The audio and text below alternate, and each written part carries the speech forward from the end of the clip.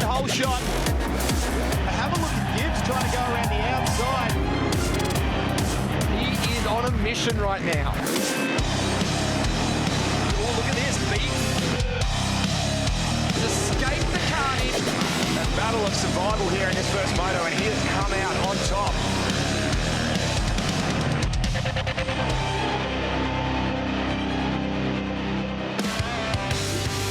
Welcome to round 5 of the Penrite ProMX Championship presented by AMX Superstores as we head back to South Australia to the banks of the Murray River, less than an hour from Adelaide, to Murray Bridge's beautiful red sandy loam. Hi, I'm Hi-Tec, and with me is 11-time national motocross champion Lee Hogan. Hogs, isn't it great to be back here? I know you've done a few laps around Murray Bridge, but it's good to have this track back on the ProMX circuit.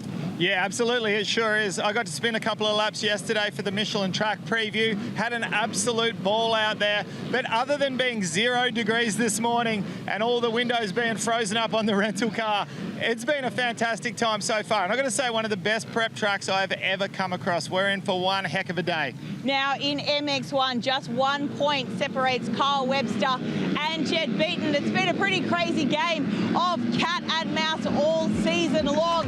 Who is going to take the points gap this weekend? Yeah, wow, it's been a battle of the ages between these two, between Webster and Beaton. And of course, just 1 point separating them. It was Kyle Webster who came out on top at Maitland in the last round, winning 2 out of the 3 races, but they finished equal on points. So like we said, red plate stays on Webster's bike, but who is going to break this tug of war between these two? I can't wait to find out. Now, no longer in the championship points hunt is Dean Ferris, who missed out on a pretty solid whack of points at Maitland's 3 motos after an accident in practice with a concussion and injuring his hand. Have you got any updates there, Hogs? Yeah, look, it's certainly been a year to forget for Ferris, unfortunately. Now, he wanted to come back. He couldn't get a clearance, but I have seen he's over in Japan at the moment, having a little bit of a holiday, a bit of downtime, trying to get himself back in the right shape to be able to get back here, get back on the motorcycle once again. Hey, let's head over to our expert commentator,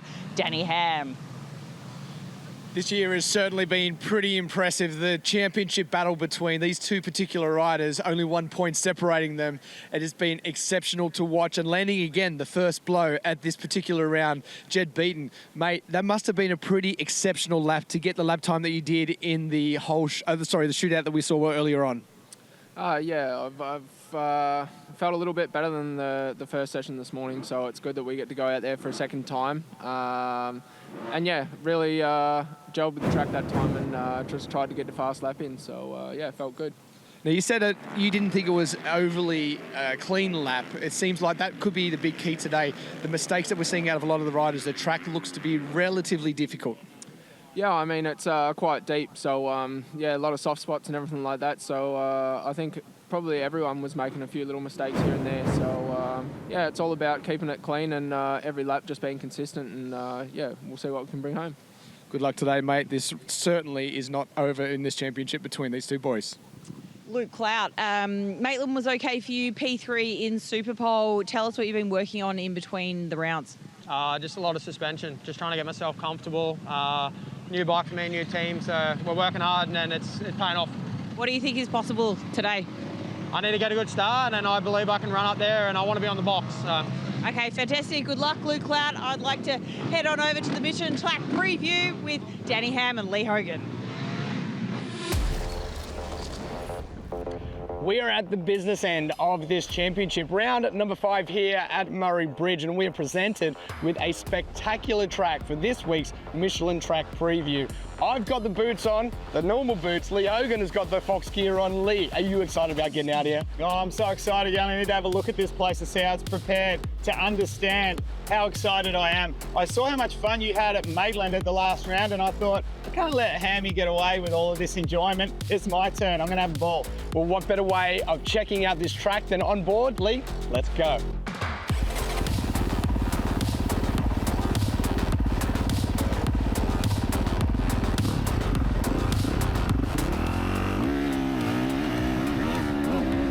let's head out for a lap around this Murray Bridge circuit. As we tip it into a very tight first turn, we can see lots of lines here at the moment from where the tilling or the ripping has happened for the track workers. An amazing track we're presented with here, and into the first of our jumpy straights. 2 back-to-back tabletops. The first one a little smaller, the second one need a fair bit of power.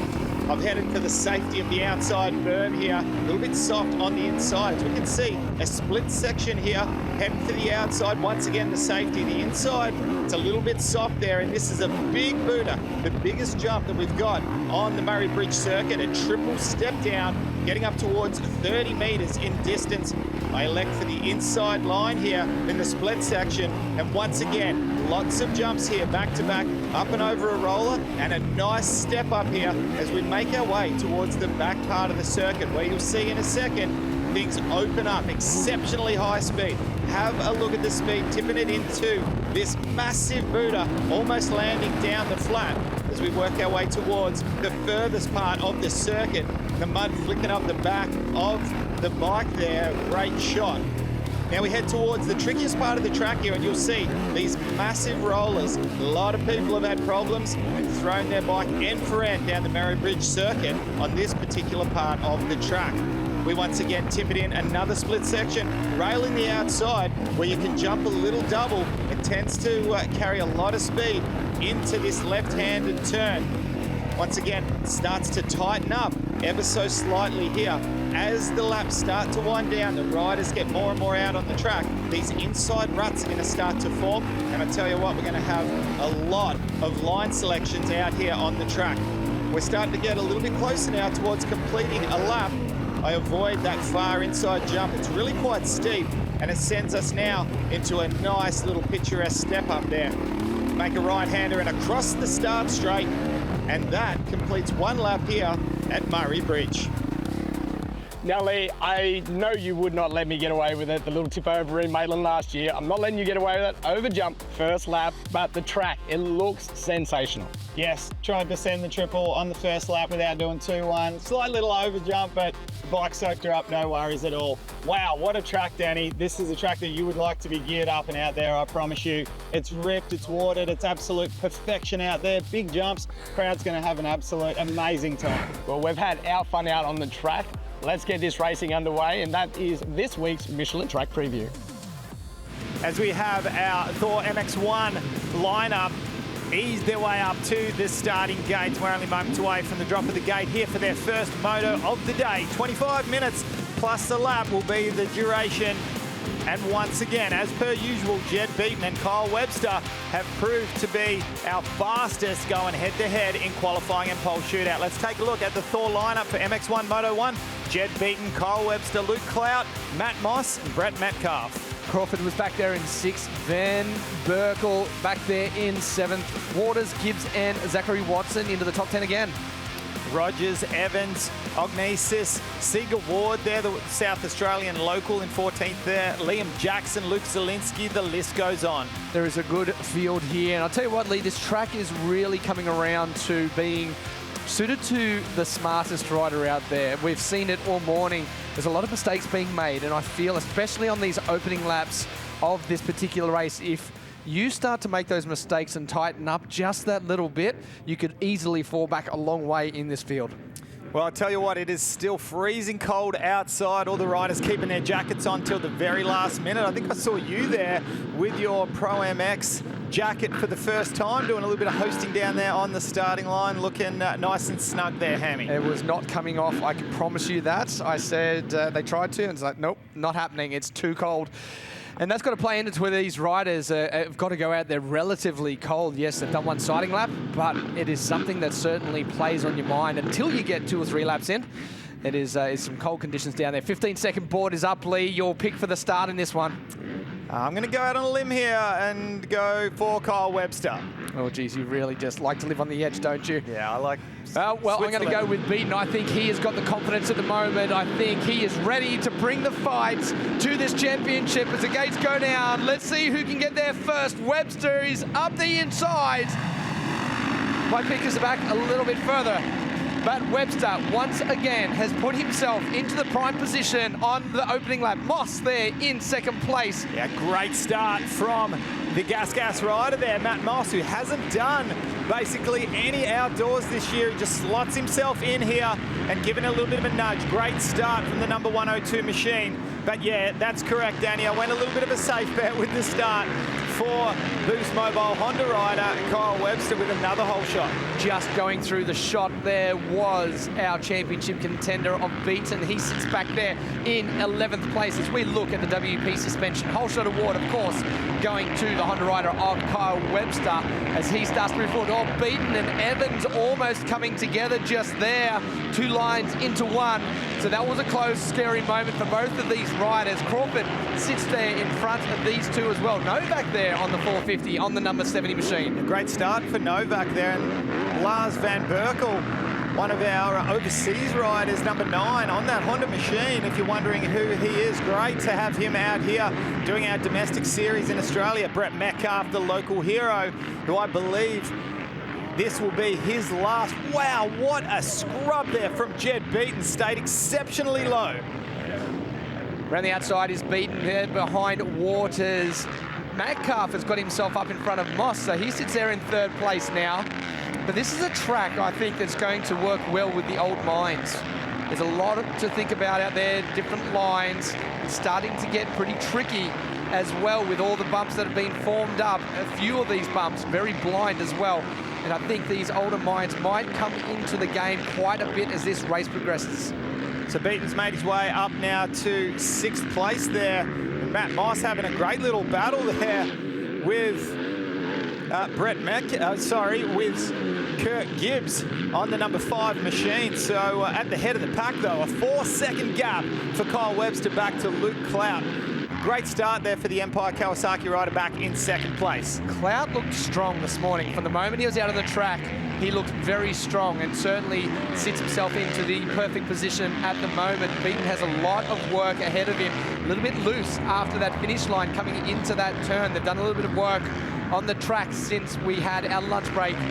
And that was one area that did get fixed up at 2:10 on the opening lap. That's pretty average for the opening lap as such. We'll see those times come back down. Remember, it was a 1:46. That was the fastest qualifying time. If you did capture that earlier on today, an exceptionally quick time by Beaton. Well, Jed Beaton really does have to pounce now, doesn't he, as we watch Kyle Webster edging further and further away. And just as we say that, Beaton makes his way past Kurt Gibbs and slots himself up into 4th place. So just the 2 Kawasaki's with the privateer Go 24 Kawasaki of Brett Metcalfe in 3rd place to get past. And then, of course, Luke Clout there in 2nd doing a masterful job. We look at this replay, just a better run off the tabletop and actually probably a straighter line through that little section, those straight line ruts. You could see that Gibbs had to back off there, otherwise those 2 lines were going to come together, so smart ride by him. Such a very, very impressive ride in these early stages for Brett Metcalfe. But no surprise to us, this is his hometown race here, lives just down the road, and he's already said this is going to be his last Adelaide, South Australian-based national round. So definitely a bit of an emotional round for him, and very stoked to see him up at the pointy end of the field. Yeah, this is a much better performance. I know that he's done a bit of work to that bike to improve his position with suspension and motor, just to help things along just a little bit. And just looking at the way Beaton is riding at the moment, there doesn't seem to be any urgency or worry in his riding style at the moment. It's very controlled. I want to keep an eye on these lap times over the next few laps. Yes, I know you're looking at the timing there, Lee. Yes, the last lap was the fastest lap of the race so far, and it was Kyle Webster who did a 150.1, and Jed Beaton was a 151.1. So a full second difference between those two, and that gap will continue to spread out. So currently we're a 6.7 second gap between Webster and Clout, and this is becoming more and more difficult. You got to remember, we've got 20 minutes plus a lap still to go. So in the big scheme of things, an absolute eternity. Now could we be possibly staring down the barrel of a Brett Metcalfe podium for the first time this season? Oh, I'm sure I'm not alone in saying I damn well hope so, because there is plenty of fans out here today that would be excited to see Metcalfe run it all the way to the end in that position. Oh, Holroyd down and stuck under the bike. How's this? 31. Oh, that's some Sportsman of the Year award right there. That was fantastic. James Davison, well done, mate. It certainly was stuck right under there, but Davison must have been down in that crash as well for him to be on hand so close. So we watch Crawford put himself up another position. He now sits in 7th place, still a long way to go. He's got Moss, Waters and Gibbs next on the list if he wants to get up there and battle it out for the podium today. So anyone keeping tabs on the interval, 14.4 seconds between first and second, and that is because another 150.1, a low 150, almost into the 149s for Kyle Webster, and a high 151 for Jed Beaton. So I feel Jed is just struggling to find that lap time pace at the moment, and he would know very, very well what pace Webster's running up at the head of the pack. He'd have pit boards coming out, giving him the gap, and he would know what he's got to do. And just like that, it goes to 15.2 seconds. What a race Kyle Webster is having. The real key at the moment about that, what you just spoke of, Lee, is that he has not dropped out of the 150s. Every single lap has been a 150. The consistency is exceptional right now, as we see Crawford just getting himself around Moss and moving towards the back wheel of Waters. Oh, Moss goes down in the background, just messes up the entry. Is he stuck? He's stuck under the bike, it looks. Or has he hurt himself? He's not stuck under the bike. Oh, yeah, no, I think he's trying to pull his arm out. Oh, right, okay, yes. And could be a bit sore. So unfortunate for Moss. He was certainly running up there in a really good position, but unable to get that bike up at the moment. So watching the background, the front wheel just tucks a little bit, I feel, going into it. Just there. Yeah, foot dab, the front wheel went over the top, and a lay down on the inside. Very unfortunate for Matt Moss there, who was doing really quite well for essentially his first outdoor ride of the year. Great to have him out here, but let's hope he's okay. I hope he hasn't tweaked an old injury. But the man of the moment, making it look so easy out there on the Boost Mobile Honda, Kyle Webster, the Western Australian. We always thought of him as the sand rider, the sand groper. Well, guess what? He's learned how to ride all different surfaces, and he's stringing together one heck of a race at the moment. 15.7 seconds, the gap just dropped to 15.3 seconds. So has Beaton started to find this pace, or has Kyle Webster started to settle things down just a little bit? We'll have to find out soon enough, but I tell you what, everything is looking silky smooth for the Honda rider out at the head of the pack at the moment.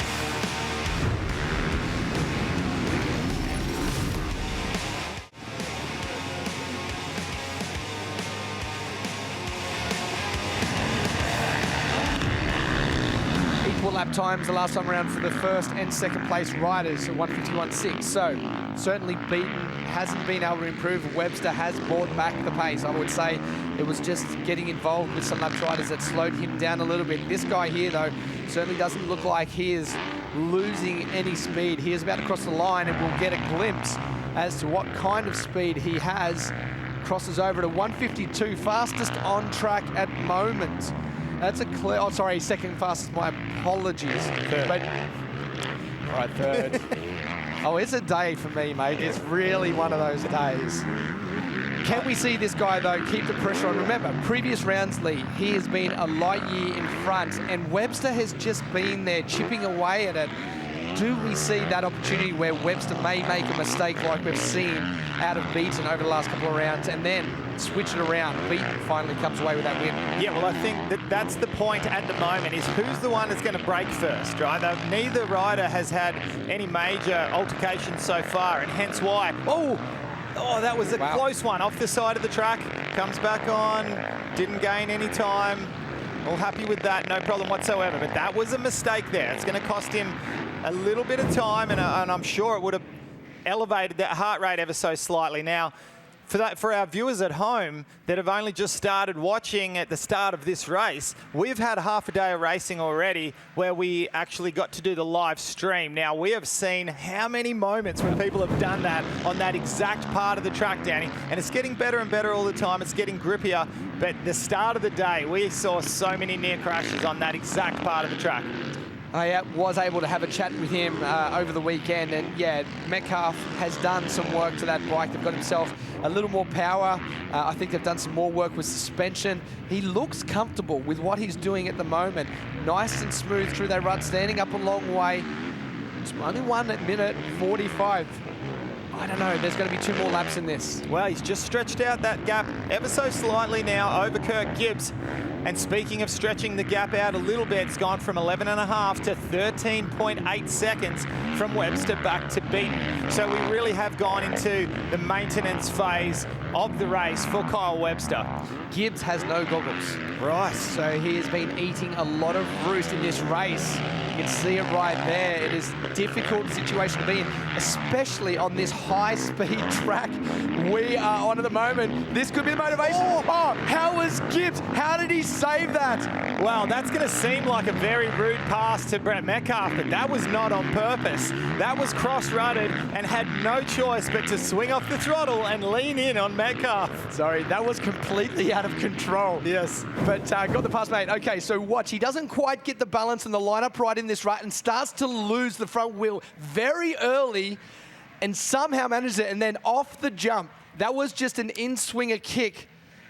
And there's a shake of the head there by Metcalfe. So I'm sure when he watches this, he'll look back and say, yeah, that was very close. He would have no idea how close Gibbs was to going down there. And that would have been a big one. Now, Danny, as we watch this race go on, let alone this day progress, we can visually see this track starting to change now. The bumps is getting more and more. The bumps are getting bigger. The ruts are getting deeper. But we're starting to get parts of the track that are a heck of a lot drier than other parts. Are you thinking that the bulk of these riders are going to go back and make some changes to their bikes for the second moto? And if so, what do you think might be some of those changes?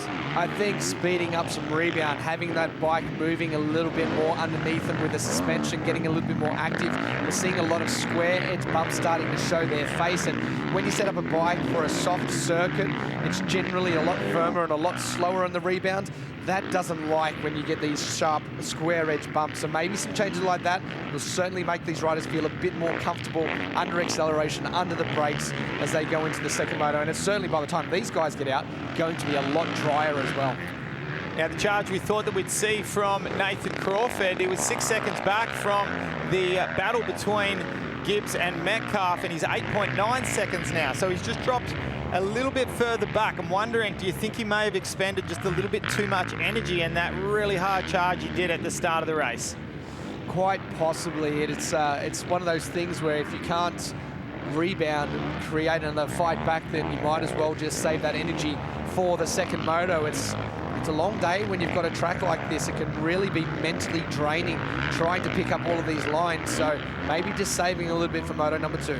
Now, Danny, I'm wondering just how psychologically beat Jed Beaton will be from this particular race when you consider that he's managed to stay relatively close to Kyle Webster for the bulk of this race. Most of the damage was done in those initial laps from getting a bad start, and you just cannot let Kyle Webster get out to a start like this. He will just ride around and control the race, and you know he's got fitness to go all the way through to the checkered flag. How do you think mentally Jed Beaton's feeling? He's going to come into this last race still believing in himself?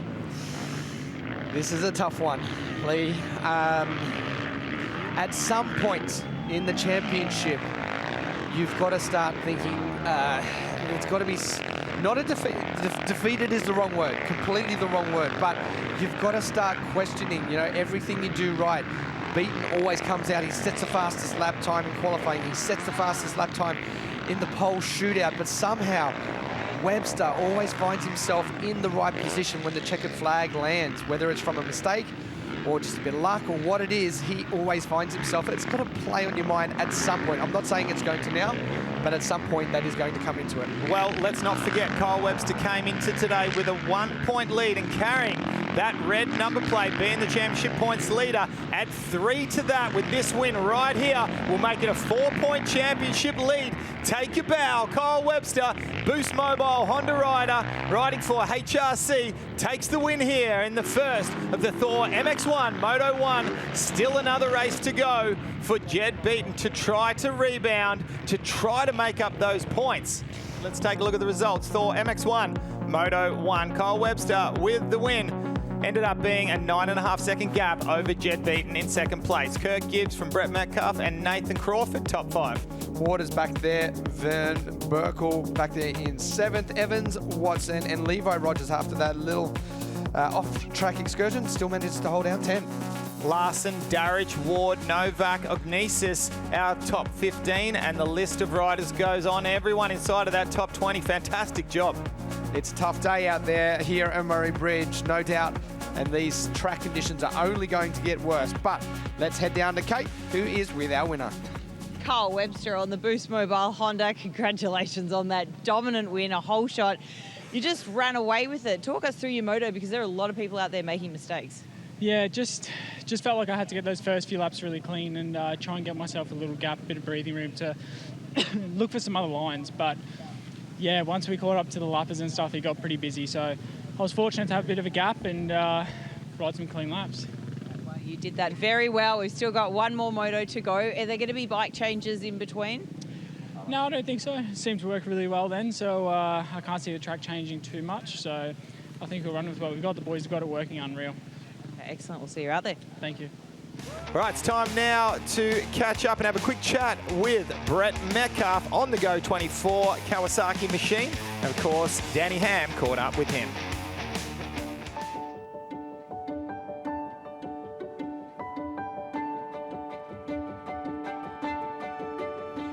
Brett, you said to me in an interview once, 2024 could be the last year. 24 years of racing as a professional, 24 on the bike, 2024. Are we still in that mindset? It pretty much is. I haven't officially came out and said, retirement is going to happen at the end of 2024, but it's 3 years ago, kind of set out a plan, and it took me up to the end of 2024, and it's just fitting. My number's 24 from when I was a kid. It's 2024. It's 24 years as a professional. And my body is slowly saying 24 is a good number, Brett. So it's looking like I will, but I haven't officially said anything. The 24 and 24 was my goal. I've made it here. I want to have a good year, and we're doing that. And it's very likely that will happen. Now, you've raced all over the world. You've done the World GP stuff. You've been in America. You've raced in Canada. And there's plenty of other places I'm sure you've been to. Yep. That experience in your time over many, many different countries, has that been something that you're proud of? Oh, 100%. Here this weekend at Murray Bridge, I grew up 30 minutes from here, and I would have never have dreamed, a kid from Adam that has traveled the world, got to race, do something I love as a profession. So I'm super proud of that. It's something I hold dearly to me. And I still am passionate about the sport and racing, which is why it's 24 and 24. I'm still going. I just love it, and very proud of what I've been able to achieve.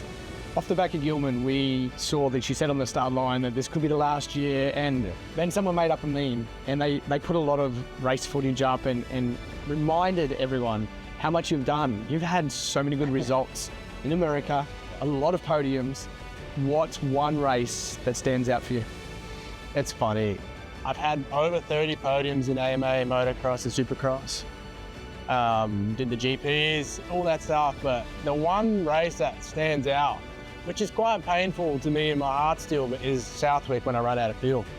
And I never got a trophy for that, but everyone remembers that. I won the race, but I didn't cross the finish line because I ran out of fuel. But that to me, I don't know, is just, even though it was heartbreaking, I went there the next year and I won the national. So it was like, they took it away from me, but they gave it to me the next year. The motocross gods were shining over it, and it was pretty special. But that one race for me, I don't know why, I remember that one more than anything. The Australian fans have been blessed by the fact you've been back in Australia, finishing out your career.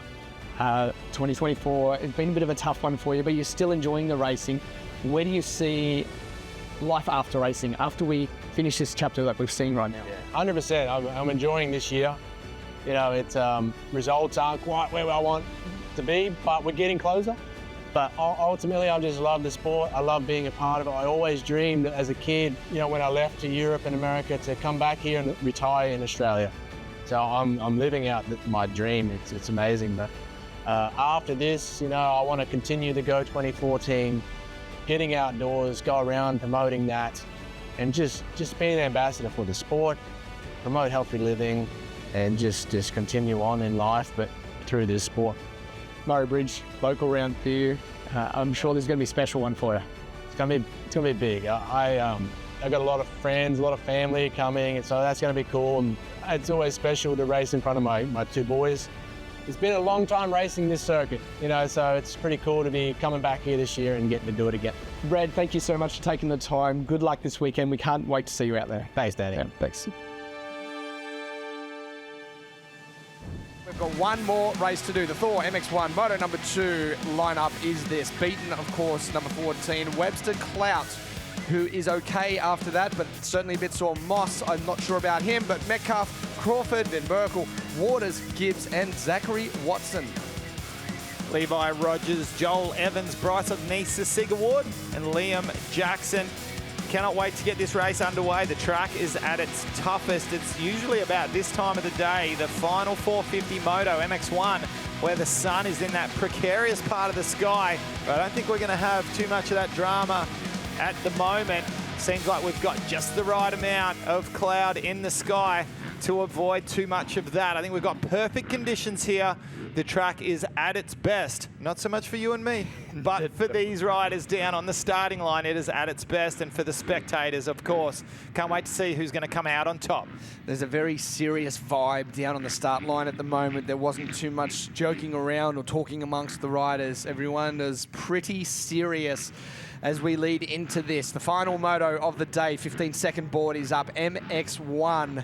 Will we see another great start by Kyle Webster, or can someone trump him from the inside? We're moments away from getting that answer. Gate is down, final race of the day. All right, great jump out of the gate from Kirk Gibbs up the inside. I could not see Kyle Webster or Jed Beaton anywhere, so wondering where our big hitters are. I saw Webster to the outside about 8 through that second turn. There is Gibbs, Evans again, there he is. Webster already up into 4th. What another great start from Brett Metcalfe. Slots himself up into 2nd place. Can he hold it? Beaten once again, 12th place. Another terrible start. He's certainly making his life hard if he wants to go up there and battle it out already. Webster making the pass as we look at the WP Whole Shot Award going to Kirk Gibbs. So at the head of the pack, Kirk Gibbs is swiftly followed by the Honda rider. It's Novak, possibly, that's gone down there. Benny Novak, yes. Yeah, it's Benny Novak, looks to be up. Okay. But yeah, it's Kyle Webster that straight away has made his way up into 2nd place. Is that quite a ways back there? Todd Waters, he's right next to Jed Beaton. Yeah, so that's for 8th place. Well, no, they're already made their way up, I think a little bit. Oh, yeah. A little bit higher than that. 6th place at the moment as Beaton to the outside of Joel Evans. Blasts his way around, picks up another place. Next in line, says to be 199 of Crawford, it certainly is, right there. And actually, you know what? Webster already to the lead, but Beaton is there this time. Yeah. He's in striking range. He has a chance at this one. Yeah, and he just can't afford to take too long to make these critical passes. Getting by the likes of a Nathan Crawford, which could have just happened right there. I believe it looked like it was going to. Crawford was a little slow around the outside. Beaton was very quick, and there it is. There's confirmation on it. So Beaton now needs to make his way around Metcalfe, and with a rail like that, I don't think it's going to be too long as that sun starts to peek its head through those clouds, and that sun in the eyes effect that you were speaking of, Lee, may start to come into it. Around the outside, again, it's not often you see so many outside lines work on a motocross track, but today they are. If you want to go looking for it, you have that chance. How's the momentum that we're seeing from Jed Beaton on board the CDR Monster Energy Yamaha at at the moment, he's looking like he's found that kind of form that we saw in the AMX Superstores pole shootout this morning, where he just dropped 4 seconds a lap off his qualifying time. He looks to be on fire at the moment. Can he sustain this kind of speed? Because already Kyle Webster's made his way up into the lead and has a 2.5-second gap over Kirk Gibbs. Waters making the pass there on Joel Evans as Beaton wastes no time at all. Puts himself up in front of Kirk Gibbs. Now, wow. Now this is a different Kirk Gibbs. From what we saw in Moto number 1, this is a much different, Jed Beaton. You're right, my apologies. Yeah, Jed Beaton is flying across the top of these rollers at the moment. He's already popped Kirk Gibbs back to 3rd place, but nonetheless a fantastic ride. Now let's have a quick look here at the Honda replay, and around the outside right next to the Thor banners is Benny Novak. Just gets pushed a little bit wide. That front end goes over the top of the berm and he hit the ground hard. Well, Danny, this is such a pivotal moto. I know we've said this a couple of times throughout the series so far, but if Kyle Webster can stay in the lead at the moment and get to that checkered flag in 1st place, he will take a 7-point lead into the next round at Toowoomba at Echo Valley. But if Jed Beaton can take the win, it'll be back to 1 point, the difference. And we just saw on the bottom of the screen, Danny. Yeah, Nathan Crawford, 199, has a 1 position penalty for cutting the course. Of course, we did not see where that was, but there is officials out there that have reported that one through. So it'll be interesting to see how that one plays out. But either way, at the moment, the 1 position penalty for the 199 machine. And we've lost Metcalfe, or is Gibbs gone back? No, I think a couple of seconds back behind Nathan Crawford. So I think we will find the number 24 of Brett Metcalfe. Okay. Because our scoring, yeah, it just still said Metcalfe was there, so not sure what's happened. But Metcalfe was up there certainly early in this one. I can see this battle charging on for quite a long time in this race. I spoke to Gibbsy very briefly on the start line about that particular area when he almost went down. He said, man, that was the closest I think I've ever come. He said he got hit in the eyes with roost. He had no goggles on. He couldn't see what was going on. He started to feel himself go, and he just turned the throttle on, like you said, just to try and save himself. Yeah, and leaned over ever so slightly. I wonder if he got a chance to have a chat to Medi about that and explain his situation, or if they just didn't even talk about it. There is Joel Evans on the 81 machine. He's back there in 10th place. He's got a couple of other privateers there in front of him, that being the number 8 of Zachary Watson and Levi Rogers, who these guys always seem to find themselves on the track together. There is Rogers around the outside as Watson looks to try and make a pass to the inside. So we just saw before the fastest on track at the moment, the last lap around. Lap 2 was Jed Beaton. Got himself a 150.7. Just climbed up out of the rut to the inside there, and unfortunately had nowhere to go with the front wheel, and it just bounced out. He's had a couple of unfortunate mishaps today. Has Levi Rogers on the beater.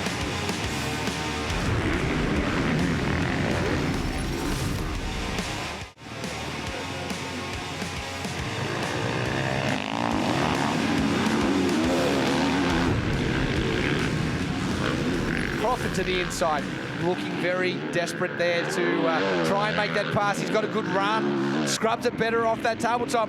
Gibbs tries to force his hand and push him to the inside, but Crawford too strong there in that occasion. Yeah, he mounted a challenge there and was successful. Started up the inside, and it all started from a scrub just before the finish line. Stayed exceptionally low over that jump. And on a little bit of a charge at the moment, unfortunately, now that he has made his way up into 3rd place on the track, he does have, what is that, 1 position penalty, I believe, he got from earlier on in the race? Yes. I think he still does find himself quite a ways behind that lead battle behind Kyle Webster and Jed Beaton that has now closed down to just 2 seconds. So that'll put him to 4th as he crosses the timing loop just in a minute. And there it is. So Crawford, 4th place. Metcalfe 5th. And there is our race leader, Webster. 2 seconds the difference. So it's closed back down once again. The quicker lap time done that last time around for Beaton. Great run through there that time around. Of course, Thor, the proud sponsor of the MX1 class here, Beaton getting held up just a little bit. Yeah. Webster cleared that other lapped rider. That could separate them maybe half a second right there. Yeah, I think without a doubt, Beaton's just definitely got himself a little bit of a rough end of the stick with the lap riders there, which quite often is the other way around. Normally, if you're lead rider and the lap riders don't realise they're getting put a lap down. Right, what do you got for us, Kate? Speaking to Jed Beaton's team about whether there was any bike changes in between the motos. One thing that is new coming into this round is some handlebars that actually have some flex in them to kind of combat that arm pump. So after Moto1, he didn't have any arm pump, and his lap times were actually really consistent, even though he was quite far back. So he was coming into this moto really quick, really comfortable. Yeah, it's a good point, Kate, and if you look closely, as like I said to Danny just before, I must say he looks really quite composed, and for a couple of the previous rounds, when you watch Jed Beaton closely, you can almost tell immediately when he's suffering, if he's got a little bit of arm pump or he's starting to get fatigued. And at the moment, while he has lost just a little bit of time due to that lap rider in the last half a lap, he still doesn't look like he's pumped up whatsoever. And I wonder if the handlebars are playing a role in that, or if he's just come out on an absolute mission, or perhaps the team have had a little bit of a play, a little bit of a tinker with some of the suspension settings. But either way, the overall package looks good here, and he seems to be in a good position to not completely drop off in the latter stage of this race. That tear off that didn't manage to get cleared from Nathan Crawford's goggles, still hanging off that right side. Now, that was a bigger gap than I expected to see from Webster. Just wait to see.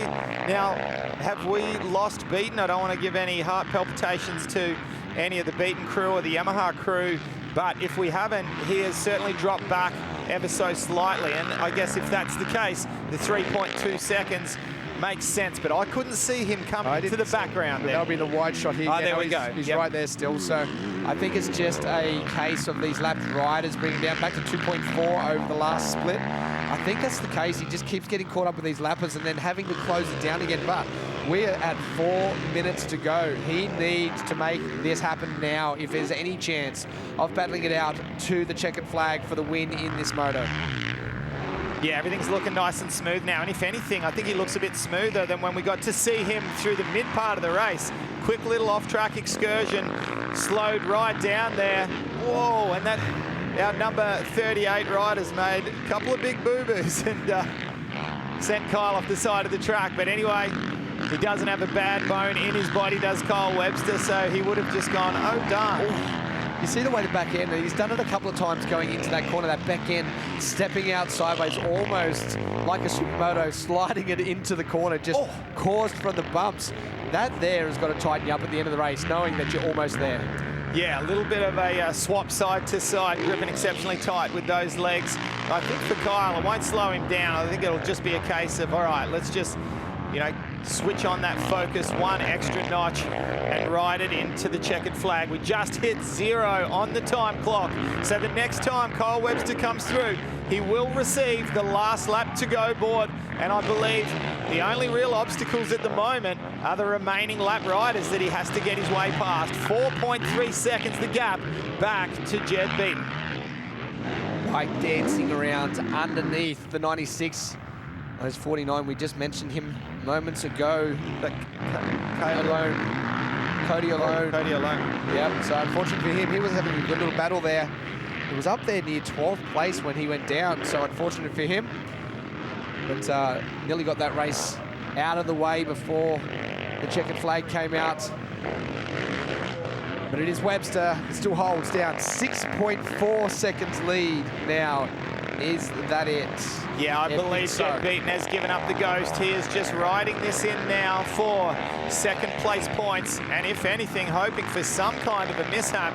Both riders, both Kyle Webster and Jed Beaton, have had late race altercations or coming together with lap riders or just tipping the bike over all by themselves. So I think that Jed Beaton has just kind of decided, hey, it is in the lap of the gods. Let's just see what we've got for us here, because all the hard work has been done now by Kyle Webster, and he is about to receive the last lap board. Beaton on the CDR Yamaha still looks strong. He still looks comfortable on the bike, but I think you're right, Lee. He's just gone. That's it, okay. Second place is what we've got today. He is a massive look up there to see where Webster was. But I just think it's too much. Yeah, Danny, I don't know. You tell me your opinion. I think the biggest difference here is that Jed Beaton is riding very smooth. His bike looks great and he's riding very fast, but he's not prepared to get out of his comfort zone, I don't believe. And if you've watched Kyle Webster throughout this race, probably 80% of it he did exactly where he needed it to, but the other 20% he's done out of his comfort zone. Bike's got a little bit squirrely. He doesn't care. That's Kyle Webster. He loves that, right? And I think that that's been the difference, and that's what has enabled him to be able to have around 4, 5, 6 second gap. And Jed Beaton knows that his main arch rival that he trains every day with midweek, he is not going to fade. Through the rollers for the last time, Kyle Webster is setting himself up for a double victory here today at round 5, Murray Bridge. Fantastic performance, grabbed himself a good start, put himself into the lead relatively early, and now is just riding this one all the way to the checkered flag through the Michelin turn for the very final time. Makes his way through, both feet off this side of the bike, but that's no problem whatsoever. Enjoying these ruts here. Kyle Webster has had one cracking day here at Murray Bridge, past the Gabrielle section, through the split section one more time, and about to make his way across this start straight. It has been all about Kyle Webster as he made his way towards the Murray Bridge South Australian round. He held down a 1-point lead in the championship. He has gone 1-1, and with a sneaky look over the shoulder, this is domination. 7 points will be taken into the next round at Toowoomba. Your winner overall, and a double victory today for Kyle Webster on board the Boost Mobile Honda. What a day. What a winner. Here are the Thor MX1 results for Moto number 2. Kyle Webster, your winner on the Honda. Jed Beaton, a very strong second place. Kirk Gibbs comes across in third place thanks to that penalty that unfortunately Crawford got for cutting the track. He was fourth. Lars Van Berkel there in fifth place. Well done, Todd Waters. Metcalfe dropped back to seventh. Zachary Watson, Joel Evans, and Sam Larson found himself in the top 10. Liam Jackson in 11th, Zielinski, Ognisis, Darrich, Rogers rounding out the top 15, then back to Novak with an early race crash, O'Lone, Cody Schatt, Zane Dunlop and Riley Fuchsko. Great performance by all these guys, and I'm glad. At the start of the day I said, yep, I'd love to ride this track. Not so sure now. Yes, I've got Kirk Gibbs, P3 for the round. What a start, a whole shot. Incredible ride from you. Held the pressure off from Crawford there, and you kept your goggles this moto. Yeah, that was obviously awesome. The start was, executed that perfectly, and that helped. So, it was good to sort of catch a little bit of a toe. Obviously, couldn't keep up with them front boys, and then Crawford got me, but I felt good. We've been working hard, not only at home, but on off the bike, and the whole team, and we just keep chipping away. 35 years old, and to share a podium with these two boys here is something special. With a newborn at home too, amazing. Yeah, obviously got to give it up to my wife, who's killing it at home. Thank you very much, and my beautiful daughter. Love you so much. See you in Toowoomba. Thanks. And in P2 for the round on the CDR Yamaha Monster Energy machine, Jed Beaton. Jed, talk us through your weekend. How were you feeling out there? Yeah, it was a pretty good weekend. Obviously, that first race didn't get off to a very good start, and then had to work hard to get into second. And that one was a little bit better off the start, but just tried to get up there as quick as I could the first lap. And yeah, obviously Kyle was riding really well today, and I had the toe at the end there, and yeah, sort of we got caught up in the lappers, and then yeah, sort of lost my flow with the track. So yeah, we'll go home, go back to work, and see what we can come to the last 3 rounds with. Great. Okay, we'll see you at Toowoomba. Cheers, thank you. And in P1 for the round on the Boost Mobile Honda, Kyle Webster finally pulling a gap in this championship. 7 points. Congratulations. Tell us how that moto was. Yeah, that one was hard. I didn't get off to the best start, obviously, and I knew Jed was right there the whole time. So it was a long one. It felt like a lot of laps, and especially once we caught up to those lappers, it definitely got a little bit wild. But stoked with this weekend. Huge thanks to the whole team, everyone here, my family, my partner, everyone, and a big happy birthday to my sister. It's her 18th, so bit of a special weekend, and yeah, really enjoyed it. Well, we'll see you in Toowoomba. Thank you. Well, what a ride going 1-1 for Kyle Webster, but I'm liking the attitude from Jed Beaton as well. He seemed a lot happier than we've seen in previous rounds, Danny. Very much so. Not defeated yet, which is great to see. This championship still well alive. Webster leading this one 252 over Beaton at 245. Crawford back there in third with 210. Gibbs, Waters, Metcalfe, Clout, Watson, Evans and Ferris are the top 10 running order in this championship.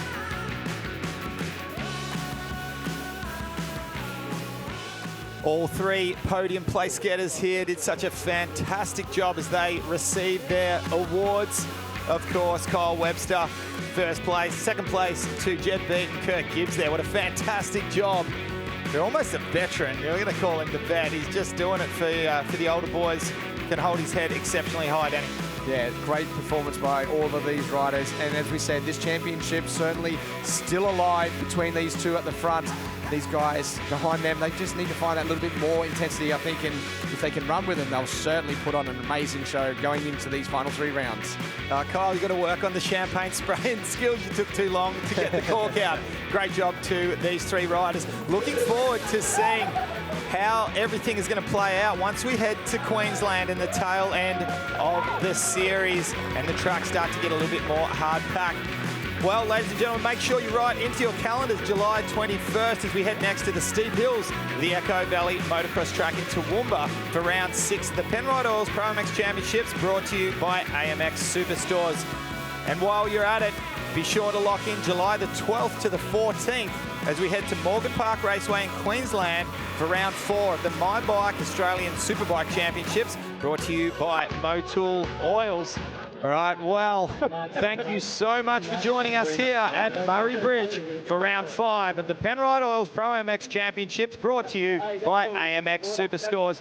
Congratulations to all of our podium place getters. On behalf of Danny Ham, Kate Peck and myself, Lee Hogan, thanks so much for your company. We'll see you next at Toowoomba for round 6 of the championship. Goodbye for now.